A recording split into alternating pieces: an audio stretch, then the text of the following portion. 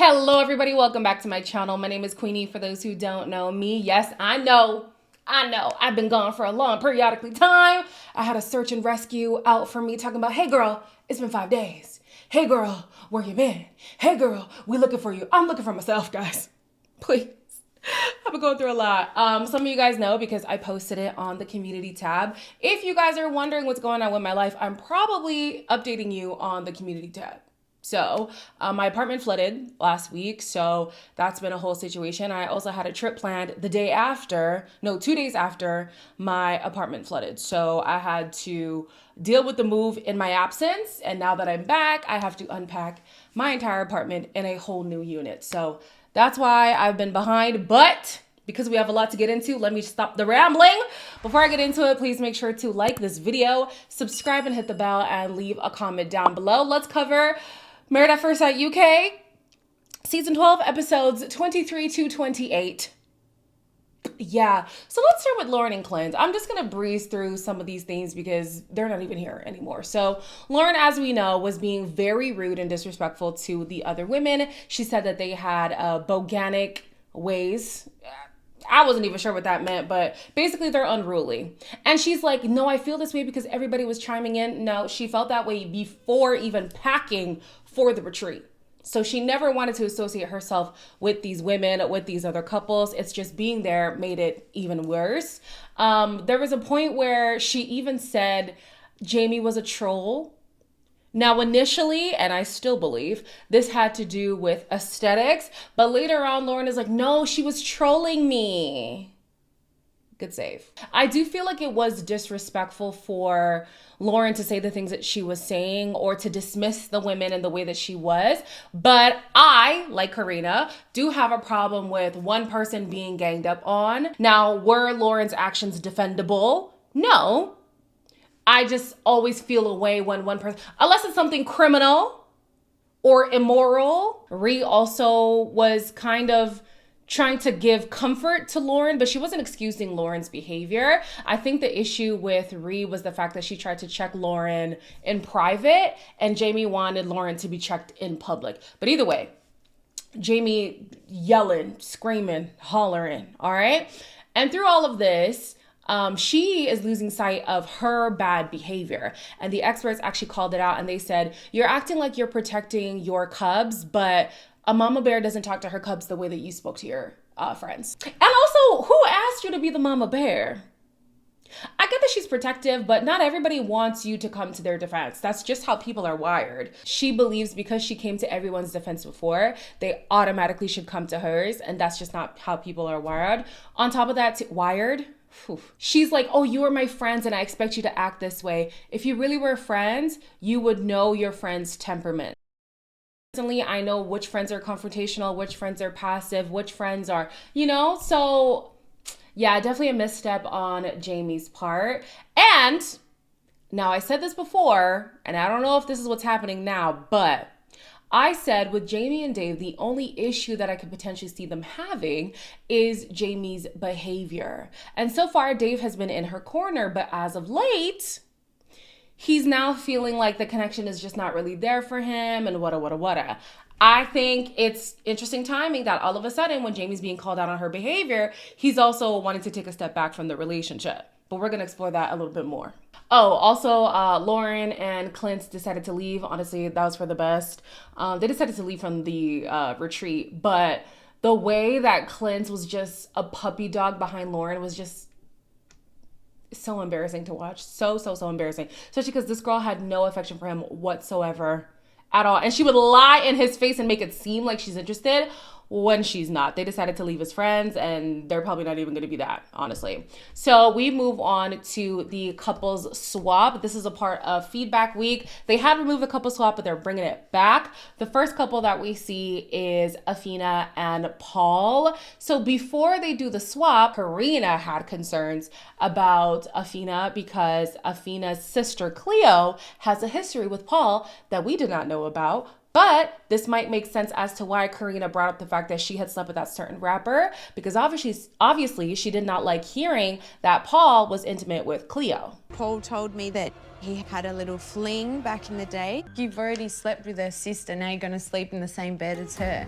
Afina and her sister look identical. It completely goes against my values. Have you been crying? Yeah, I just don't like this.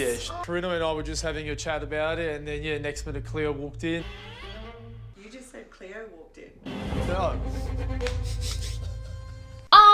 Why is Paul still here and not in anger management? They kept him on with the understanding that he was going to go to anger management. Why are we not seeing that? Interesting. I'm also now believing that they kept him on because they knew this was going to happen. I believe that maybe Karina brought that whole rapper thing up because she knew of this situation. And the producers probably also knew about the situation. And they said, well, this would make for good drama, so let's keep him on the show. Interesting. But anyways, I'm looking at Karina like, either you're really insecure or you're dumb, because she's making it seem like Afina being in Paul's presence is the same as Cleo being in the experiment. And that's just not how twins work. They are two different people. I know they look the same. They're not the same person. Okay. So she's having a whole mental breakdown because she feels like, as the Christian conservative woman that she is, it is disrespectful to have another woman in your space because it's basically cheating, and that's just not what she does. Girl, bye. You want to pick and choose when your morality comes into play? No. Where has this conservative Christian been when she was talking about sleeping with that rapper? Where was that? Afina has no correlation with Paul's history with Cleo. They just have a similar face. Bree is partnered up with Elliot, and Elliot is actually taking this time to really learn from Bree because he holds their relationship to high regard, like Ree's relationship with Jeff, and he just holds Bree to high regard as well. So he's really trying to pick her brain to see what advice he could get from her. What is your impression of what she thinks about me? She did mention like she wished that you were a little bit more open. You haven't made eye contact with her, and you're a bit more closed off. Maybe just upping your game a little bit there. Yeah. It's clear to see that there's a disconnect with you and Elliot. He doesn't tell me much about just even his day. Elliot could absolutely be more open with Veronica, but Veronica doesn't provide a safe space for him to open up. And then when he does open up, she shows that in his face. And the opening up that he did was an explanation as to why he doesn't open up. We are in a cycle here, okay? The less she is receptive to his confessions, the less he wants to confess, which means she's frustrated and wants more confessions from him. And then he's not gonna, bro, this is actually ridiculous. Veronica is told by Dave that the emotional compatibility is just not there between them. Yeah, I bet you would say that. Because during the couple swap, it's looking like Veronica and Dave have a little something going on.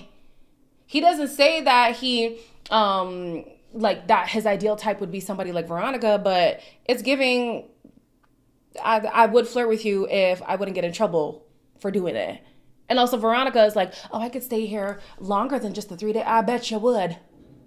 Anyways, I think that Elliot is no saint, not even close, but he has done things to try to work on his relationship. I think Veronica is not acknowledging the part that she plays in why they've hit a wall right now.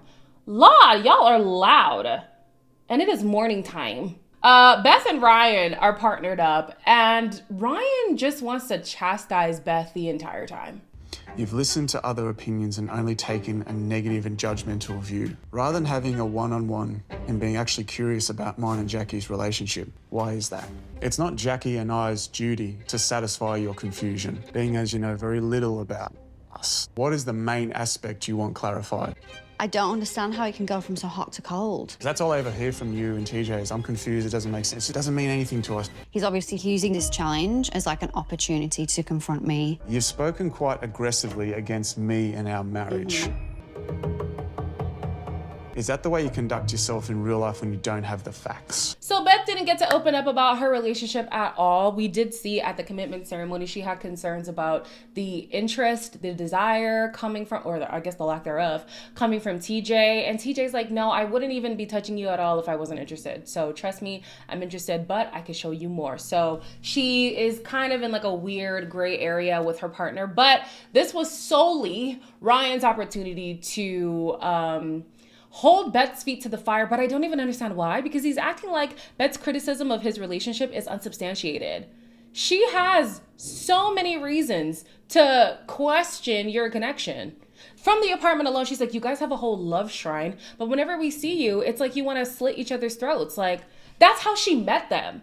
At their wedding, they were arguing. And it has been that ever since. It's definitely giving duplicitous. It's just, no, the couple doesn't make any sense at all. And then to make matters worse, he is going to make it seem like Beth's answers are only acceptable if he accepts them. Like he's trying to put her in her place. And that's exactly how he acts with Jackie as well. He's like, these are the things that you can say. These are the things that you can't say. But those same rules don't apply to him. And mind you, Jackie has a lot of stipulations for him too, but it's hard to be on either person's side because they both are navigating their relationship so poorly. Very off-putting, so condescending, so, ew. Who are you to put me in my place as a grown woman? Moving on. Afina feels like Paul and Karina, for the most part, have been one of the stronger couples. That definitely was the case before the last few weeks. However, Paul has concerns. Do you think she is a jealous person? I could see she was visibly upset, clearly. I'm really good friends with Paul and Karina. Like, I'm not sure what she could be jealous of. There's a few things that have been, bothering me a little bit. I feel like she is a bit of a snob sometimes. And I'll be honest with you, this is giving me the ick. Paul says Karina is a snob, judgmental, and quite frankly, he's getting the ick. Baby, if you hate her, just say that. Because what the hell? Oh my gosh. I don't think you could work back from this. The ick alone. But you also think that she's a snob, she's judgmental. And he has even more to say. We'll see it later. But I'm just like, you don't like this girl at all. It's not even a matter of, I'm not sure if we can get to a certain place in our relationship. You don't like her as a person. Who she is fundamentally, you detest. Well, I'm using detest. Detest might be stronger than how he actually feels, but if I heard these things, don't even bother talking to me. Paul exposes that Karina said that Cleo is low caliber, and I'm sorry. Afina clocked her teeth. She was like, how is my sister low caliber if she has her own business and owns her home while you live and work with your parents? I said, you're not wrong. You're not wrong. Ooh, Karina is not looking good for you, sister. There was also another section in the episode where Paul had concerns about Karina's jealousy. So he's asking Afina if it's there. And she's like, well, I haven't really seen it up until this whole Cleo thing. The fact that he's asking means he has already seen it. I think oftentimes we like to gaslight ourselves out of things like, no, this thing that I'm seeing can't be it. That can't be real. That can't be real. You're seeing it. You are seeing it. Why are you invalidating what you are currently experiencing? You want to ask the question because you already see the signs. Speaking of seeing the signs, Jamie has concerns that Dave is not as into her as she is into him. Girl, in this last batch of episodes, I was even stunned, but honestly, when I think about it, yeah, it's been giving that the whole time. I'd like to expand on the goodness via sex. Him doesn't want you getting too close to him, so keeps his distance. I just laid out the hard facts. And the hardest one, he's not attracted. If he doesn't initiate ever, it's gonna make you start to feel a type of way. I never considered Dave maybe not being as attracted. So here's my thing with this whole sex drive thing. Of course, there are people who are higher desire, others are lower desire, others are asexual. But you're telling me he never initiates even when he is in the mood? Or allegedly in the mood? Maybe he's never in the mood and that's why he never initiates. I don't know, I find that hard to believe. I think he's just not that into you, for real. And when I think back to the commitment ceremonies, right? I feel like it's been a lot of Dave affirming Jamie's development in the process, Jamie's feelings in the process, how she has softened up. And I am struggling to think of a time where he has said, you know what, I have changed in this way and I am growing in these feelings for her and what I'm struggling to remember those times. If he said it, please remind me. But I think back and it's oftentimes him affirming whatever Jamie has already said. And so seeing how things panned out between Jamie and Dave in these last few episodes, I'm like, wow, a little bit of a blind side. But when you think about it, the signs were there. some of us just weren't paying attention. When the couples reunite, they are tasked to read out the honesty letter to their partner, which obviously means bad news for Paul and Karina. I missed him a lot. I worry that sometimes Karina puts on a happy mask. I feel like she wants to be perceived as like the perfect, prude, conservative girl. There's been multiple times where I've noticed some contradiction between the way she portrays herself. I feel like she's just playing it safe with me and wants it to be smooth sailing to avoid drama or confrontation. I feel like she's sometimes, sorry, where am I? I feel like she, where am I? Were there any parts that you left out? No, genuinely. What? Did I miss anything? I can see in your eyes, you're pissed off. No, fine. No happy mask, no mask. Just, okay. I feel like he judged me. He said I judge, and I feel like he judged me. Yeah. Karina is stuck on the fact that Paul omitted the word snob, which I do understand. Like, it is important to read that part out, especially since you wrote it down and you read it to another wife. Like, no, tell me what you said about me. Tell me how you really feel, all right? But for me, what would stick out is the fact that he's gotten the ick. I think some people can be with somebody who's a snob and not get the ick because they're similar in temperament. You know what I'm saying? Similar to Lauren, which is probably why Karina was defending Lauren so much. Similar to Lauren and Clint, it didn't seem like Clint had an issue with Lauren's behavior. And there are men out there who are okay with their woman, quite frankly, being a bitch. Like, they're okay with that. They like that. For me, if you say you have the ick, you no longer like me. And that's a problem. So Paul turns around and he's like, oh, well, I chose to skip over that word because I don't even know what the word really means. But in his explanation of her behavior, did he not describe the meaning of snob? But anyways, he's like, yeah, I wasn't sure if it was offensive or is it a compliment? Yo, this couple, I can't. He's accusing Karina of putting on a facade. He too puts on a facade. I still don't believe, because some of you guys were saying it too. I hadn't said it in my videos yet, but I don't believe that Paul punching the wall, that was his first time ever doing that. I don't. I feel like he's putting on a facade. Oh, everything's great. I'm not an insecure guy. But you punched a hole in the wall overhearing your girl sleeping with somebody in the past. No, both of them deserve each other at this point because the fakeness is real. So Jackie was partnered up with Jeff, which is such a piss take from the producers, but she had a great time. As we know, she would have rather been partnered up with Jeff from the beginning. So of course she was like, oh, I'm going to take this back to my marriage. I'm going to take this back. I'm going to take this back. And she had a whole 2.5-page essay on how Ryan can be a better partner. Literally cooked for me. He cleaned the kitchen, absolutely kind and considerate. And he steamed my dress. He took me out for dinner. He insisted that I take the bed. Jeff showed up better than the way that Ryan shows up for me. My biggest fear is marrying a man that ends up stubborn and stuck in his own ways and beliefs as the world moves on. Your extreme sense of masculine pride and fragile ego are difficult to deal with and come at my expense. I'm concerned you need a submissive partner and will only work in a relationship with a trad wife. I'm concerned that you financially contribute less than I will, putting you in a place where you don't want to be, which might be the primary caregiver. Being a stay-at-home dad is not what I'm going to do with my life. And you know that a stay-at-home dad is the most ridiculous thing. I will never be a stay-at-home dad. It's insulting. Now, the things that she was saying, at first I was like, damn, that's a little bit harsh. But then when I think on it, I'm like, wow, no. I think Ryan does have this archaic view of men and masculinity, and we hear it in this whole stay-at-home father conversation. Why did this man act like this was the greatest offense known to man? He was so offended as if somebody peed in his cereal. He's like, how dare you insinuate that I would be a stay-at-home father? Oh, God forbid you have to do what's best for your relationship. Like, okay. Like, I do understand he did put in a lot of work to get to where he's at, and so he wouldn't want to just sacrifice that.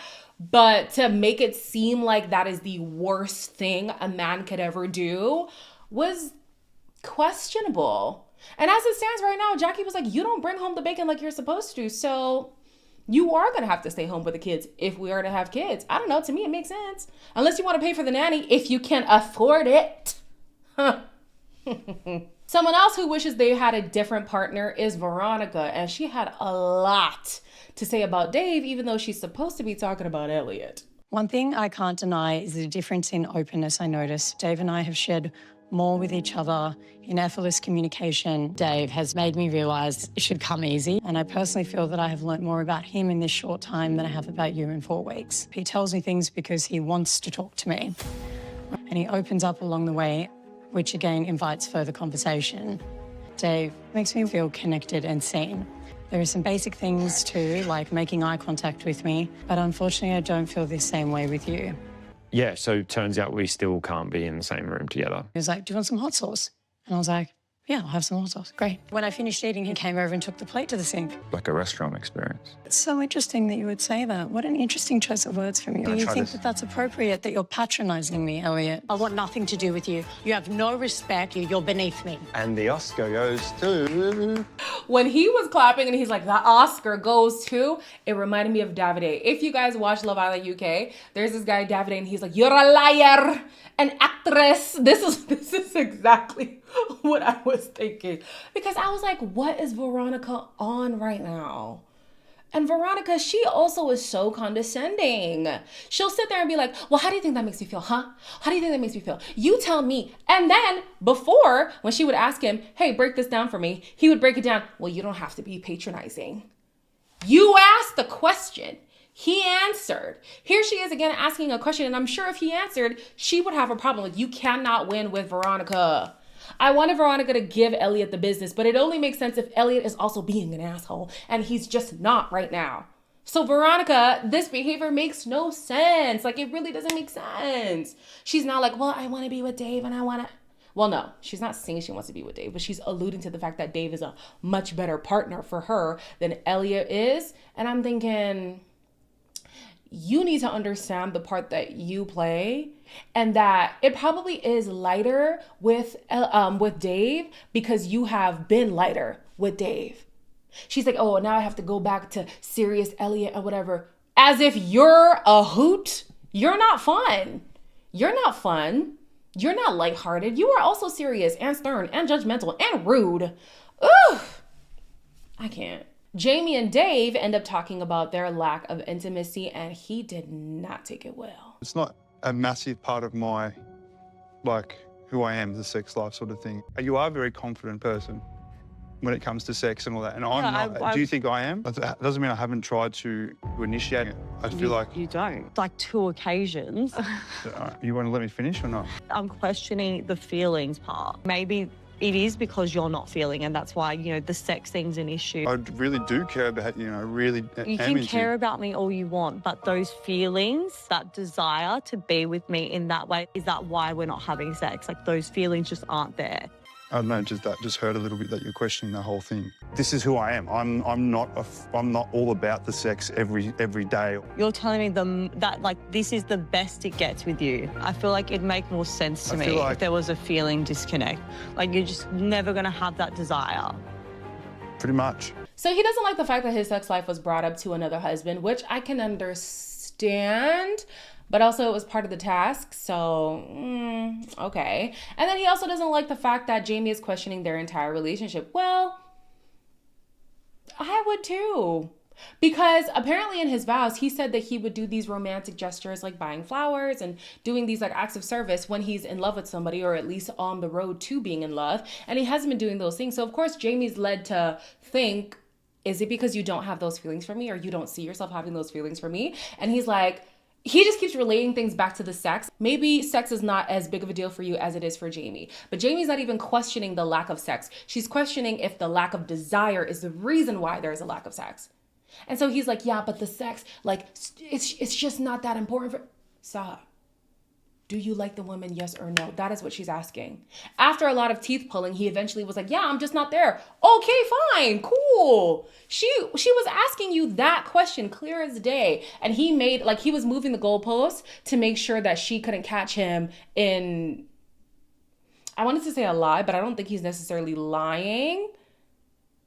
He just didn't want to get caught, basically. Let me say that. So yeah, it's not looking good for these two. I think that Jamie is right to feel blindsided by all of this. I did not think that Dave was this far off in terms of feelings. I thought that just because she said it first, it didn't mean that he wasn't like far behind from saying I love you. And Jamie is like, your feelings for me are your feelings for me. Like, that's fine. I just want you to be honest about it. And she had an issue with the fact that he wouldn't just cop to where he's at. He would just keep diverting and changing the argument. And she's like, if you're not there, that's okay. Now, we later find out that it's actually not okay because she ends up being very annoyed with him. She feels like she was played. She feels like she was strung along. And again, I can understand that. I think the only person in this process who can truly say that they've been blindsided by their partner's change of behavior is Jamie. Jamie's partner has been so consistent up until this point. This new Dave is a completely different Dave. And so they had a really a really callous conversation before, not on her end, but on Dave's end. Like, it's Jekyll and Hyde. Like, he's a totally different guy. And so she's walking into the commitment ceremony by herself first and by herself. And then when Dave comes, he's completely unrecognizable. You realize, yeah, your feelings haven't progressed.